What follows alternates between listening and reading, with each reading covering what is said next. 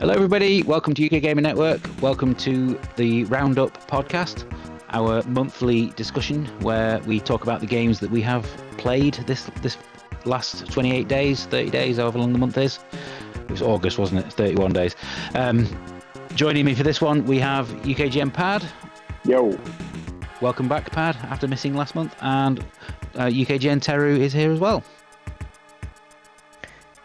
Do you want to try that again, Bri? Why? You stumbled quite a lot over your intro there. No, it's fine. Okay. Alright, that was just... Please keep all of that in.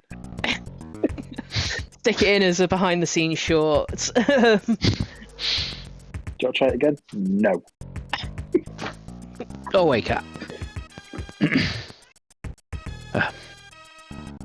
But anyway, the whole point of this podcast is that we give our opinions on the games that we have been playing, and in some cases, these are games that we have received codes from the publishers for, and for those games, you will actually be able to find full-length videos of them on the channel, which there will be links of in the description of this video.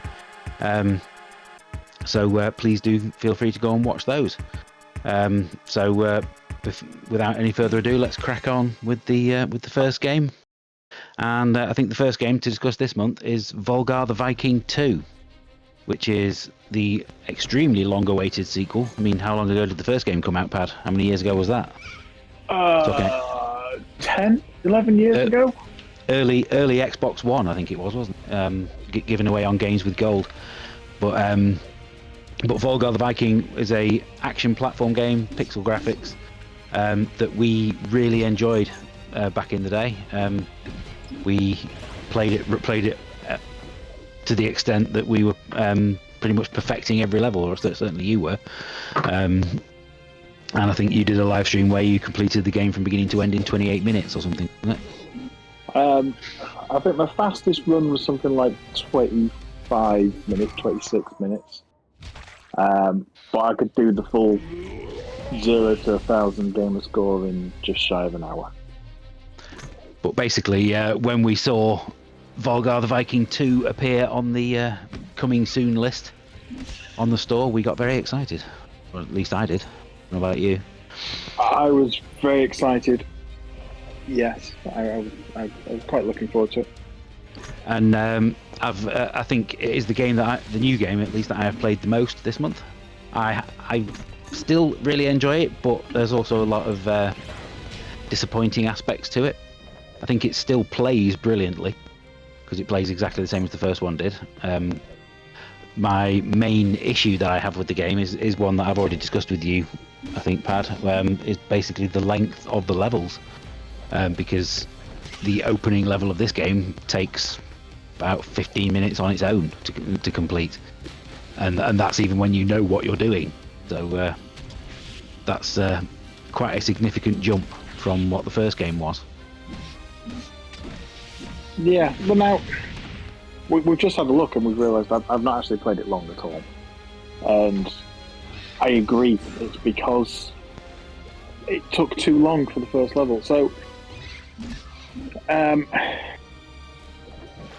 yeah, the first level in the first one was like a couple of minutes. Well, the first section of the first level was a couple of minutes. Yeah. It was like 2.5 minutes, something like that. They were very quick. With this one, I thought it was a lot. The first level was a lot easier to get through towards the end, but it was way too long. It was way too long. It needed to be a lot shorter, but also if you played the first one, you had no issues with any of the enemies. It just seemed quite easy. There was too much walking between every enemy. Your pattern was really quick to pick up. It was, it just seemed a bit too long, and I think it put me off straight away. Not only that, but I remember when we were playing it, we were talking about how if you did die, it threw you right back to the very beginning straight away. Yes. And it put you back 10 minutes. Yeah, but that's before we discovered that the rune stones that we've been destroying throughout the level are actually checkpoints. if you don't destroy them, so it's kind of a risk reward thing of like destroy it to get more gold, but risk the chance that you're going to get sent all the way back to the start. Yeah. But as we all know, repetition in gaming is one of the things that I really don't like. So having to play through a 15-minute level from beginning to end meant that when I started playing this game, I did really struggle. But I've got to a point where I think I have actually reached the third world, because you've probably not played it long enough to notice, but as you keep repeatedly dying in the game, Volgar's skin goes slightly grayer each time you continue, to the point where he actually ends up being completely green because he's gone zombified. And once you get to that point, you can't die unless you actually fall off the bottom of the level. You can actually just take hits off the enemies all the time, and I don't know why. So you can make your way through the levels, but not in the way that obviously the game is meant to be played. So I suppose that's... try and help you out to learn the pattern. Yes, I would imagine that would be the reason why it's in there. But I think for the £16 asking price, I think this is still worth getting, especially if you were a fan of the original. But I can't help but be slightly disappointed with it as well. Yeah, I agree with that. So on to the next game then, and let's go on to something that I know Teru has played. The next big game I think this month was Dustborn. Yeah. Which I think is one that we've been waiting for a while as well. Yeah, so just to begin with, I've been playing, like, I'm definitely out of the intro section of it and learning the mechanics of the game. I don't know if they're going to throw some more at me, but essentially it's choose your own adventure style in the way of Telltale games. You know, Wolf Among Us, The Walking Dead. It's described as a single-player, story-driven action-adventure game about hope, love, friendships, and robots. There are robots in there, but the uniqueness to it is based on the fact that there are mini games. All of them so far have been rhythm action ones. So it's like, but not too overly complicated at this moment. I am concerned that it's going to get extraordinarily hard as it goes on. But a good chunk of the characters, including the main one that you control and are making the decisions with, they have this ability that allows them to... Essentially, they're mutants, but not the trademark ones. So the main character that you control, she can use one-word commands, like stop or calm, things like that. And people have to obey her. And then another character has something similar, but it's more about... A little. Yeah, another character has a similar ability, but it's specific to calming down, which in-game is referred to as gaslighting. So they're not hiding the fact of, it is what it is. And then another character can't control people, but her body can turn to stone and make her incredibly strong. I'm not going to go into much more than that because you've got more characters, and with it being such a story-heavy game, it's all about... I don't want to spoil it for anybody, but it is enjoyable and it's weird in a good way. Well, I find it quite interesting that the publisher of the game is Quantic Dream, because they're the people that I noticed that the first time I loaded it up. Because they're the people that made Heavy Rain and Beyond Two Souls and Detroit, aren't they? So obviously story-driven games are there for. But from what I've seen of this one, it looks a lot more light-hearted and a lot more fun than those games ever were. It does have the definitely yes to having more lightheartedness, more fun to it, but there are themes in it that are very that are taken very seriously. But so would you recommend Dustborn anyway? Yes. Especially if you like rhythm action games. Oh, there's a lot of some music-based mini games in there as well. Oh yeah. I would imagine Pad's ears probably just perks up when he heard that as well. I like a little bit of rhythm gaming. But anyway, onto the next game, which is one that I think Teru has had a quick play on as well. This is the special edition release of Tombi, which was a PlayStation 1 release back in 1998, I think the original was. If you wanted Tombi to... or Tomba? Tombi, yes. Well, this is part of how lazy this remastered version is. The American and Japanese name for it is Tomba. In the UK, it was called Tombi. And when you go on the PlayStation Store to buy it, it is listed as Tombi Special Edition. When you actually download it and it's there in your game list, the artwork still says Tomba, but it still says Tombi on the actual list. So they couldn't even be bothered changing the actual artwork for UK audiences. But basically, the PlayStation 1 original it has become a bit of a cult classic since its release, to the extent that if you wanted to buy a copy of the original these days, it's going to cost you nearly 200 quid.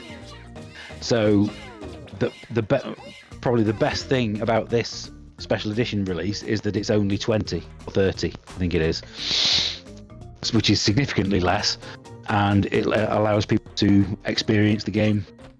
The main problem is that it's on PlayStation 4 and PlayStation 5. I think there is also a Switch version, but it still looks pretty much exactly the same as the PlayStation 1 version.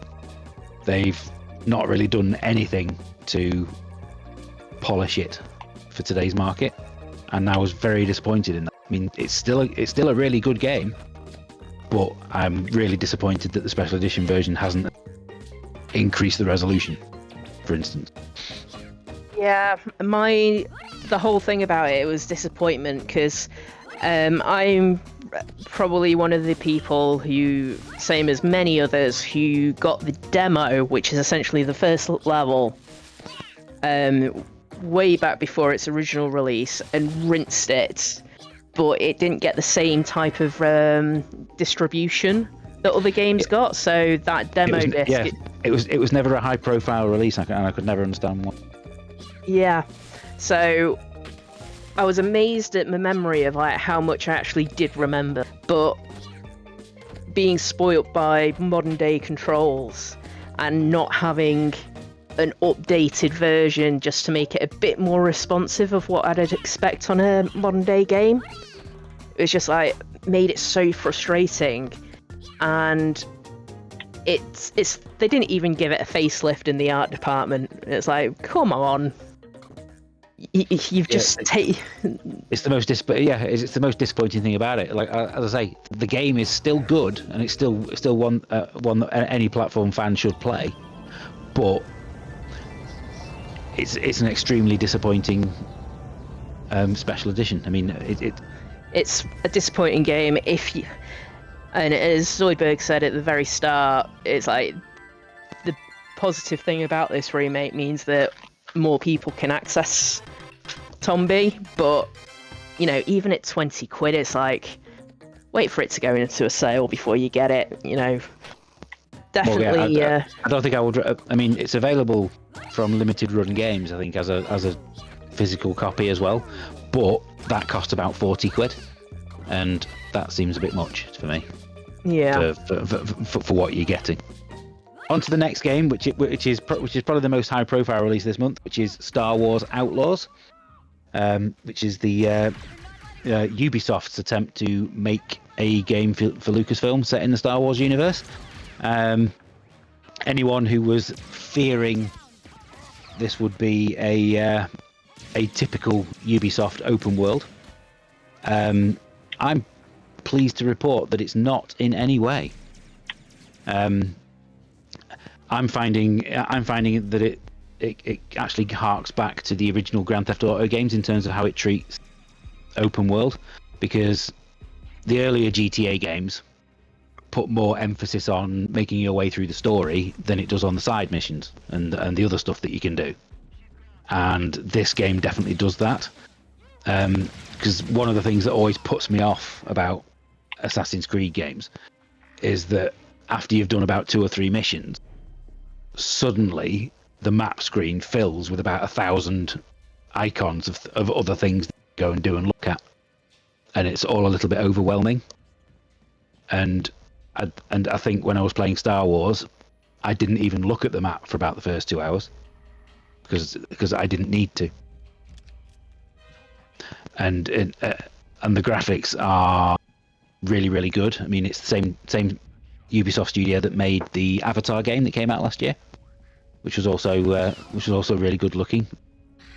Go on, Pad. Say it for the podcast. Wait, I've said it before. I'm not going to say it again. I'll get told off. I don't get to play it. No. Or we'll go with. Yes, because it won't let you sign in, or it won't let you play it without signing in, should I say? And you are not signing back up. And you are not having a Ubisoft account just to play their games. Which you were able to play Prince of Persia earlier in the year. Yeah. They allowed you to play. They allowed you to play that, and that's good, because Prince of Persia is actually the best game that they've done in years. I mean, as Star Wars games go, this is not as good as Jedi Fallen Order that EA did a couple of years ago, but I think it's probably about as good as Jedi Outcast. Next game is Shadow of the Ninja Reborn. Do you remember an old NES game called Shadow of the Ninja, Pad? Did you play that one back in the day or not? Because I certainly did. I didn't. I want to say I did. I'm pretty sure that if I actually saw it, I'd remember it. The reason why I wanted this one when I first saw the trailer is because it's actually the team behind the remake are called Tango Project, and they did the remakes of Pocky and Rocky and Wild Guns, and those remakes were really, really good. So for that reason alone, whether I played Shadow of the Ninja or not, I wanted to play this version. And as luck would have it, the publishers actually gave us a copy of this one. So thank you for that. Because it's obviously based on a NES game, it's not an easy game. It seems to only give you 1 life. And when you die, you get an instant game over message. And then it comes up saying, do you want to upload your score to the high score table? And it's like, well, no, thank you. I have no desire to show the world how rubbish I am at this game, thank you. See, now you told me that, I think I'm going to find some time to play this game. Telling you that it's hard. And then it's got lead. Oh, that it's hard and there's 1 life. That's me all over. And as I said at the start, there were because this is one that we received a code for. There's going to be a full 15-minute video of this one going on the channel tomorrow. Next game is another one that we got a code for, and another one that I did recommend that Pad play, but he hasn't done yet. This is CYGNI. CYGNI All Guns Blazing, which is a upward-scrolling shoot 'em up, actually developed in Scotland by a brand new team called Keelworks. It's published by Konami, but it's actually made with Unreal Engine 5, so it looks absolutely incredible. I've been playing it on Xbox Series X, and the explosions in this are some of the best that I've seen in a game for quite a while. probably only Helldivers 2 comes close. But basically, if you try to play it like you would normally play an arcade shooter, then you won't get very far in it. The way you're supposed to play it is you're supposed to take hits from the enemies, because if you sacrifice one shield hit, the chances are when you take out the enemy that shot you, you're going to get 2 pieces of shield back. Once that clicks in your mind that you are allowed to fly through the alien fire, and that's actually the way you're supposed to play it, then the game starts to click, and it suddenly becomes a lot better. I've been really enjoying this one. It's also got Ikaruga then. Ikaruga. You could take shots from the opposite color to the one that you were. Yes, like Shadow the Ninja, this one only gives you 1 life as well, but it is a roguelike in terms of when you finish a level, you can spend points to buy permanent upgrades for the next time you play it. Right. You can earn the upgrades playing it on easy to then make the normal and hard difficulty levels slightly easier than be normal. Not saying that they're easy, but they're easier than they would be. But purely from a presentation point of view, this is one that I would recommend people check out. Next game that I played this month is the big PlayStation exclusive of the third quarter of the year. This is Concord, which is a clone, right? Sorry, the Overwatch clone, right? Essentially, yes. It is yet another hero shooter. You just ruined his review. Yep. It is yet another hero shooter. It looks great. The presentation and production values are really high, as you would expect with it being a PlayStation Studios release. The biggest problem that I can see for the game is actually getting people to play it in the first place, because being a good game isn't enough for these kind of games. These kind of games now, you actually have to get people to play it to find out that it's good for themselves. And I think this is where Sony have dropped the ball, because Sony have released it for £35. And if you remember a game called Lawbreakers that came out on the PlayStation 4 about 5-6 years ago, maybe more now, that's another game that was a really good hero shooter, but the people that released that couldn't persuade people to pay £25 to find out, and that game doesn't even exist anymore. You can't play it in any way now. So Concord has reportedly had player numbers that are ridiculously low for a Sony release, so it's not got off to a good start. And what Sony needed to have done essentially was give it away on PlayStation Plus. Stick it on the highest paid tier of PlayStation Plus, and let people play it, because that worked for Rocket League. And the other main problem why they should have done that is because another hero shooter came out this month on consoles.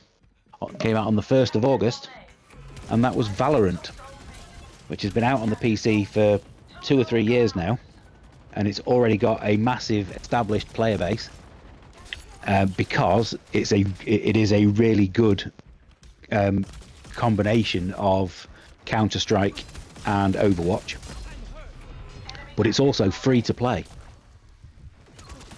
So that's all the August releases that we have played this month. Let's round off the podcast by talking about games that came out earlier in the year that we have only just got around to playing in August.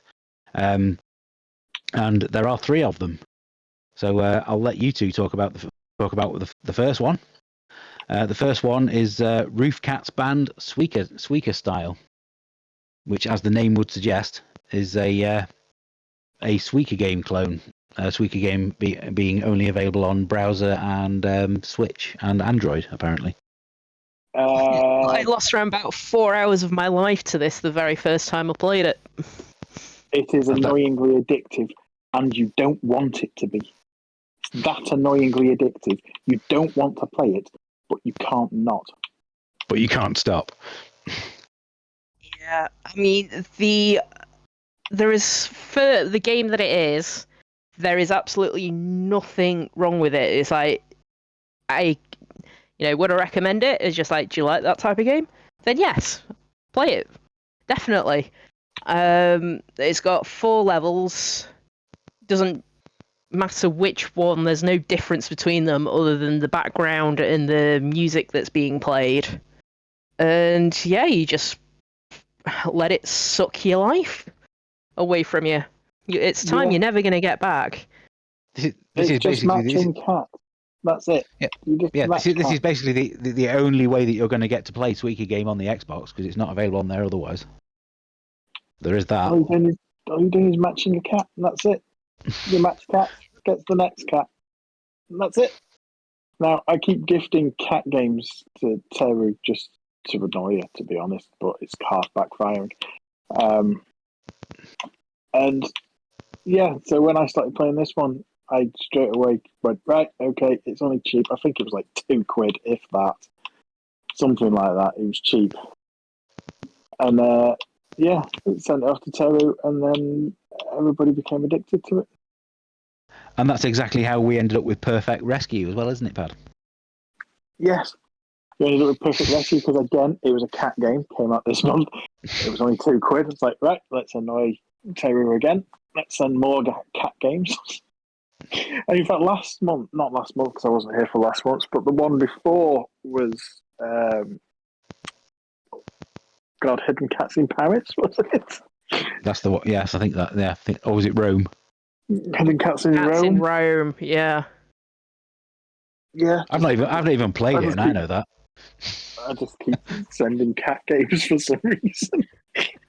I don't know what's wrong with the Xbox store at the moment, but there's that many cat games. In fact, this week alone, what have I played? Oh, believe me, the Switch store is a lot worse. The Switch store. I've played Puzzle Pet Feed Your Cat, Perfect Rescue, Roof Cat's Band, Kitten Island. I think that's it for this month. Have you seen that one? Have you seen that one called Leo, the Fire Rescue Cat? That's on the store. Right. It looks like a blatant. I'm on the Xbox, so it looks like a blatant rip-off of something, and I think you'll know exactly what it is as soon as you see the artwork. Leo oh god. Are you looking at it right now? Yes. Yes, I am. I'm also thinking it's trying to be something, isn't it? I'm not spending £17 on that. That will go cheap soon, and when it does, it's mine. That will go in your wish list for when it's £3. Yeah, but yeah, it's blatantly trying to be something else, isn't it? Yeah, I have another one as well that I've not played yet, but it's on here. A lot of these games are easy ones, and it's because I'm on my way to the million gamer score. That's the only reason, but there's a lot of cat games that seem to appear on my quest for this million. Sherlock Purr. God, what type of game is that? Is that another hidden object one? No, I don't think it is. Sherlock Purr. It's on here. Hold on, where's the game card for it? I think Tero is currently looking at the Xbox store now as well. Join Sherlock Purr on a Purr. I will look at it afterwards. As soon as you mention that one, it's like uh-oh.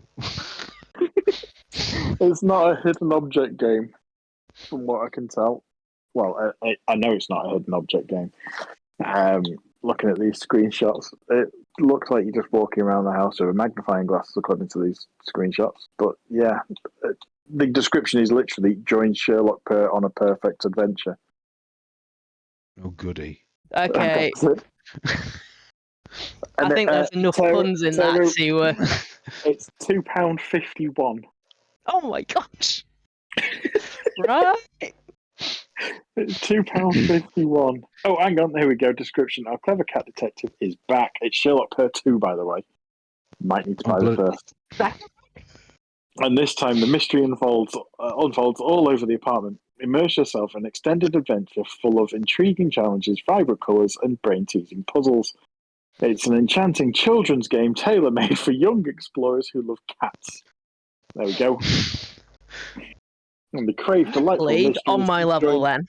Join our whisked hero, explore every nook and cranny, and embark on a meow-filled journey. There we go. Okay. I'm so taking a look at this. Well, you'll be pleased to know, viewers, the game that I've finally got round to playing this month from a previous month is not a cat game in any way. It is a Hot Lap Racing on the Switch, which is essentially a Gran Turismo Forza Motorsport style racing game for the Switch. I think if this had come out on the more powerful consoles, I wouldn't be recommending it in any way because it's very rough around the edges. But for a Switch game, it's pretty decent. It's got more of a career mode in it than Forza Motorsport did. I think it's a little bit overpriced because I think it's £40. But for the sheer amount of gameplay that you get out of it, I think there's enough here for racing game fans to enjoy. Ooh, while we're doing this or recording this, I've been sat here playing a game called Splash Cars. Okay. Right. And the only way that I can describe this is, and I'm going to say this because of our ongoing conversations about Action Biker, it is Action Biker with Splatoon. Which Action Biker? Commodore. The only Action Biker. The other one doesn't exist. Oh. So I'm not allowed to put the Spectrum version of Action Biker in my upcoming top 100 then. I know you're lying. If that's in your top 100, I know you're lying. Yeah, you know that I've just put it in there to wind you up. Yeah. And if anybody's watching goes back and watches any of the Amiga videos that Zoidberg does, if you look on the shelf behind him at the very top, you'll see Commodore 64 Action Biker. Yes, that was gifted to him from me. Yes, it is sat there, pride of place, next to my Dizzy collection box. But anyway, that's all the games that we have to discuss for this month. If you've enjoyed this one, point out that I have now finished Kunitsigami Path of the Goddess, and I am in the top 0.25% of gamers who have unlocked the all achievements. How that ranks on the actual True Achievements website, do we? Because we've not checked that yet. But anyway, if you've enjoyed our inane thing about cat games, then please do give us a like and subscribe. Make sure you come back next month to find out what games we've played. Yeah, make sure you come back next month to find out what games we've played in September. Maybe even drop us a line in the comments and suggest something that you would like to hear, like us to discuss. Maybe ask us any questions, and we'll try to answer them for you. So thank you for joining me this month, Pad. No worries. I know next month we have Test Drive to look forward to, so that is a game that you will hopefully have played by this time next month. I will have played Test Drive. I've got it pre-ordered anyway, and yeah, but it all depends on how many more cat games come out though, and how cheap they are. And I think there is at least one game in September that Teru is interested in playing, and that's Fabledom. Oh yes. So maybe we'll get to find out about that one, and possibly a bit of Age of Mythology as well. Mhm. So thank you for joining me, Teru, as well. So no problem. If you've stuck with us to the end, thank you for watching, and we will see you next month. Bye for now. Bye bye.